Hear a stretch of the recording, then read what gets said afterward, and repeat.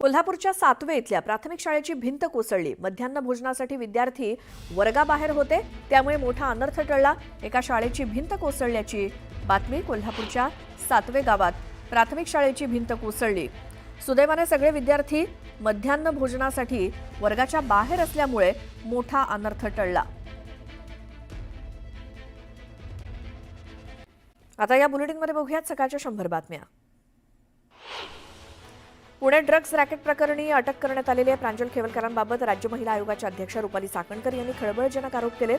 खेवलकरांच्या मोबाईलमध्ये महिलांचे आक्षेपार्ह अवस्थेतले 1479 फोटोज आणि 252 अश्लील व्हिडिओ सापडल्याचं रुपाली चाकणकर यांनी म्हटलं।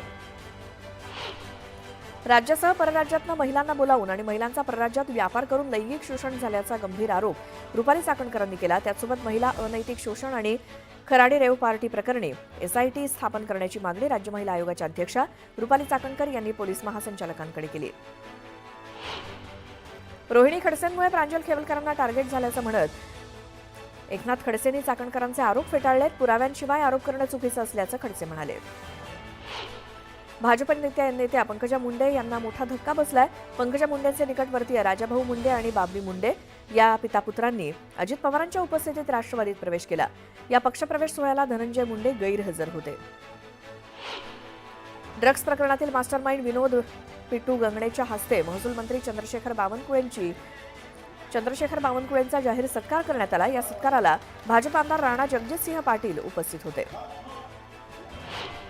मंत्री गिरीश महाजन डेहराडूनमध्ये दाखल झालेत। उत्तराखंडमधील अडकलेल्या पर्यटकांच्या बचाव कार्याबाबत ते आढावा घेणार आहेत। गिरीश महाजन महाराष्ट्रातील पर्यटकांच्या कुटुंबियांच्या संपर्कात असून मुख्यमंत्री फडणवीसांच्या सूचनेनंतर मंत्री गिरीश महाजन मदतीसाठी रवाना झाले। भाजपच्या नेत्या माजी खासदार नवनीत राणा यांना पुन्हा जीवे मारण्याची धमकी आली आहे। सोशल मीडियावरती रील्स तयार करून नवनीत राणांना धमकी देण्यात आली। या प्रकरणी राजापेठ पोलीस ठाण्यात तक्रार दाखल करण्यात आली आहे। शाळकरी मुलांची वाहतूक करणाऱ्या ऑटो रिक्षाला 10,000 रुपये दंड लावल्यामुळे आमदार संतोष बांगर यांनी आरटीओला जाब विचारला। मी आरटीओ ऑफिसला कुलूप लावेन असा इशारा बांगर यांनी दिला, तर आरटीओ विभागाच्या अधिकाऱ्यांना फोन करून त्यांनी जाब विचारला। शेतकऱ्यांच्या कर्जमाफीसाठी सरकारनं समिती नेमली आहे। समितीचा अहवाल आल्यानंतर कर्जमाफी करणार असल्याची माहिती मंत्री चंद्रशेखर बावनकुळे यांनी दिली। पालघरमध्ये मंत्री अशोक उईकेंनी पंतप्रधान जनजातीय न्याय आणि धरती अभियानाचा आढावा घेतला। या योजनेचे कोकण विभागाच्या कामाचं मंत्री उईकेंनी कौतुक केलं।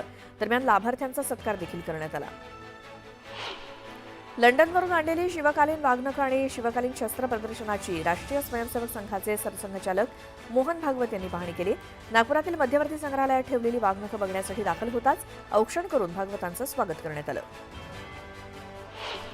साताऱ्याचे पालकमंत्री शंभूराज देसाई यांनी जिल्हाधिकाऱ्यांच्या दालनातला फोन पत्रकार परिषद सुरू असताना उचलला। दरम्यान जिल्हाधिकारी समजून समोरील व्यक्तीनं 7/12 दुरुस्तीच्या कामाबाबत तक्रार केली। दरम्यान पालकमंत्र्यांनी याबाबत तत्काळ तोडगा काढत प्रश्न सोडवला। नारळी पौर्णिमेनिमित्तानं आज मुंबईत शासकीय निमशासकीय आणि कार्यालयांना इतर स्थानिक सुट्टी जाहीर करण्यात आलेली आहे। त्यामुळे शासकीय कार्यालय पुढील 3 दिवस बंद असणार आहेत। राज्यातील शिक्षकांसाठी कार्यरत असलेली बीडीएस प्रणाली गेल्या महिन्यापासून बंद पडली आहे। त्यामुळे राज्यातील शाळांमधील 8,000 शिक्षक आणि शिक्षकेतर कर्मचाऱ्यांच्या हक्काची ठेव रक्कम अडकून पडली असल्यामुळे या शिक्षकांना मोठ्या आर्थिक अडचणींना तोंड द्यावं लागतंय। धार्मिक स्थळावरील ध्वनिक्षेपकाच्या वापराविरोधात मुंबई पोलिसांनी सुरू केलेल्या कारवाईच्या पार्श्वभूमीवर 24 दर्ग्यांनी गुरुवारी उच्च न्यायालयात धाव घेतली। तसंच अजानसाठी योग्य आवाजात ध्वनिक्षेपक वापरू देण्याची परवानगी देण्याची मागणी केली आणि न्यायालयानं या याचिकेची दखल घेऊन सरकारला आपली भूमिका स्पष्ट करण्याचे आदेश दिलेत। महाराष्ट्रातील शेतकऱ्यांच्या कर्जमाफीचा विषय लांबणीवर टाकलेला नाही। निवडणूक काळात भाजपनं कर्जमाफीचं आश्वासन दिलं होतं, ते पूर्ण करणार आहोत। गरजू आणि पात्र शेतकऱ्यांना कर्जमाफीचा लाभ मिळेल अशी माहिती महसूल मंत्री चंद्रशेखर बावनकुळे यांनी दिली। पावसासाठी ओळखल्या जाणाऱ्या जुलै महिन्यातच सांगली जिल्ह्यात पावसाची तब्बल 122.7% तूट राहिली आहे। 2015 नंतर पहिल्यांदाच जिल्ह्यामध्ये जुलै महिन्यात कमी पावसाची नोंद झाली आहे। दमदार पावसासाठी सांगलीकरांना अजून 15 ऑगस्टपर्यंत वाट बघावी लागणार आहे। अकोल्यातील जिल्हा स्त्री रुग्णालयामध्ये अकोला जिल्ह्याचे जिल्हाधिकारी अजित कुंभार यांनी अचानक भेट दिली। त्यांनी अचानक दिलेल्या भेटीमुळे रुग्णालयातील कर्मचाऱ्यांची तारांबळ उडाली। यावेळी त्यांनी रुग्णालयातील कामकाजाची पाहणी केली।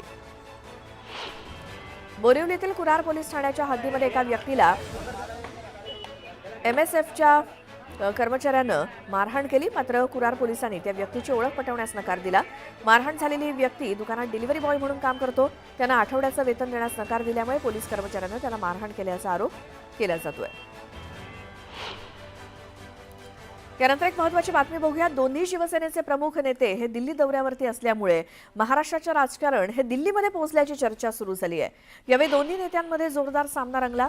आमची शिवसेना ही कार्यकर्त्यांची आहे, तर त्यांची प्रायव्हेट लिमिटेड कंपनी असल्याची टीका शिंदेंनी केली होती. तर त्यांच्या या टीकेला उद्धव ठाकरेंनी जोरदार उत्तर दिलं.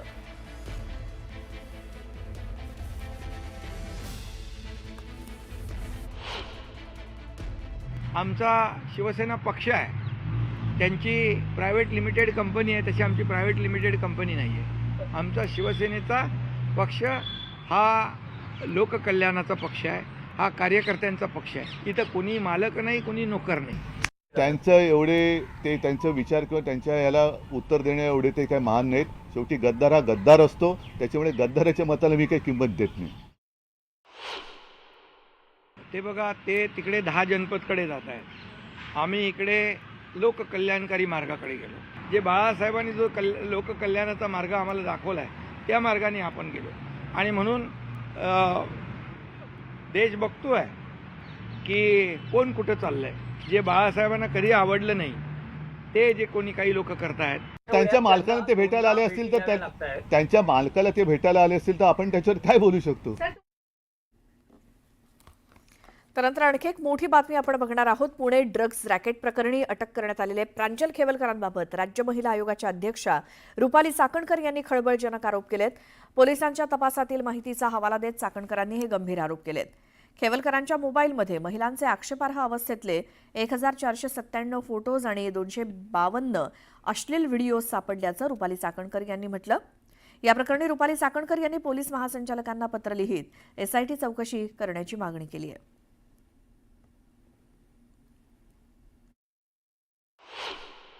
या मोबाईलमधील हिडन फोल्डरमध्ये महिलांसोबत असलेले चॅटचे स्क्रीनशॉट, पार्टीचे फोटो, व्हिडिओ, तसेच महिलांचे नग्न व अर्धनग्न फोटो व काही अशोभनीय कृत्यांचे व्हिडिओ हाती लागले.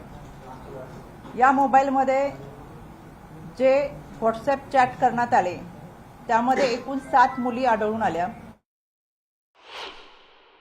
प्रांजल खेवलकर यांच्या चॅटचे अवलोकन केले असता यामध्ये महिलांसोबत आपत्तीजनक चॅटिंग असून मुलींसोबत सिनेमामध्ये शूटिंग करण्याच्या निमित्ताने संपर्क साधलेला आहे. या मुलींना पिक्चरमध्ये काम देतो, सिनेमामध्ये काम देतो, शूटिंग करायची संधी देतो असं सांगून बोलवल्याचं, तसंच त्यांचा वापर करून घेतल्यानंतर खर्चाचे सुद्धा पैसे दिले नसल्याचे आणि त्यामुळे या मुलींनी वारंवार पैशाची मागणी केलेली यामध्ये दिसून येते. खरं तर या मोबाईलमध्ये जो हिडन फोल्डर होता यामध्ये 252 व्हिडिओ आहेत आणि 1497 फोटो, असे एकूण 1749 फोटो आणि व्हिडिओ आहेत. तर हे व्हिडिओ आहे, या व्हिडिओमध्ये मुलींचे नग्न फोटो, तसेच हे फोटो अतिशय आक्षेपार्ह पद्धतीचे व्हिडिओ आहेत. त्यामध्ये 234 फोटो जे आहेत आणि 19 व्हिडिओ हे अत्यंत अश्लील स्वरूपाचे आहेत. मुलींना विवस्त्र करून त्याच्यामध्ये त्यांना नशा देऊन त्यांच्यावर लैंगिक अत्याचार करून त्यांचे काही व्हिडिओ काढण्यात आलेले आहेत आणि या व्हिडिओचा वापर या मुलींना परत ब्लॅकमेलिंग करण्यासाठी करण्यात आलेला आहे. दरम्यान चाकणकर तपास अधिकारी नाहीत आणि महिला आयोगाला अशी माहिती देण्याचा अधिकार नसल्याची प्रतिक्रिया यावरती एकनाथ खडसेंनी दिली. यावर रुपाली चाकणकरांनी पुन्हा खोचकटोला लगावला. मुळामध्ये असं आहे की चाकणकर ह्या काही तपास अधिकारी नाहीये. तपास अधिकारी जे आहेत ते पोलीस आहे. महिला आयोगाला अशा स्वरूपाची कोणतीही माहिती देण्याचा अधिकार नाही जोपर्यंत अधिकृत माहिती पोलीस घेत नाही. मला वाटतं की या ठिकाणी जे काही सांगितलं त्यांनी, मानवी तस्करी आहे, इतके व्हिडिओ आहे, इतके फोटो आहे, आणखी असतीलही, मी नाकारत नाही. असलं तर काय, मी काही जावयाचं समर्थन करणार नाही. मला खरं त्यांची सहानुभूती वाटते. आता त्यांना जे काही म्हणायचं ते त्यांनी माननीय न्यायालयात मांडावं. जिथं जिथं न्यायप्रविष्ट हा शब्द त्यांना समजत असेल, जिथं जिथं भूमिका मांडता येईल, देता येतील पुरावे त्या ठिकाणी त्यांनी द्यावेत. हे राजकारण नाही आहे. त्याच्यामुळे हे बालिश विधानं बंद करून जी काही माहिती आहे ती त्यांनी माननीय न्यायालयात द्यावी. आणखी एक मोठी बातमी बघूयात. अंडरवर्ल्ड डॉन अबू सालेमचा मुदतपूर्व सुटकेचा अर्ज फेटाळण्यात आलाय. मुंबई उच्च न्यायालयामध्ये 7 जुलैला याचिका दाखल करण्यात आली होती. 1993च्या मुंबई साखळी बॉम्बस्फोट प्रकरणात अबू सालेम दोषी आहे. अबू सालेम सध्या नाशिकच्या तुरुंगामध्ये आहे. जन्मठेपेची शिक्षा भोगतोय. मात्र 25 वर्षीय शिक्षा भोगल्यानंतर मुदतपूर्व सुटकेचा अर्ज त्यानं केलेला होता, तो न्यायालयानं फेटाळलेला आहे. मुंबई उच्च न्यायालयामध्ये 7 जुलैला ही केस याचिका दाखल केली होती आणि 1993च्या मुंबई साखळी बॉम्बस्फोट प्रकरणातला दोषी अबू सालेम सध्या नाशिक तुरुंगामध्ये जन्मठेपेची शिक्षा भोगतोय. मात्र त्याचा अर्ज फेटाळण्यात आलाय.